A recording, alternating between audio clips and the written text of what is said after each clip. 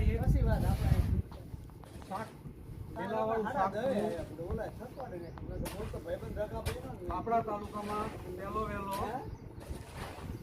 અખતરો ગયા વર્ષે કરેલો, જેને મગતરી, આપણે જે મગતરીના બી આવે મગતરી તરીકે, અને હાથુના માનું કારીંગડા, આનું શાક બને.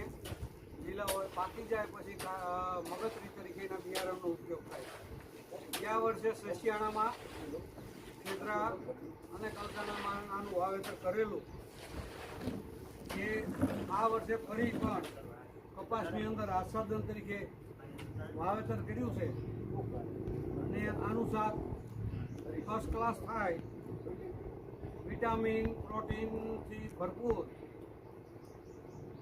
જે વાવ અને થરાદની બાજુમાં એ બાજુના વિસ્તારની શાકભાજી છે, એ આપણે ધંધુકા તાલુકામાં પણ અત્યારે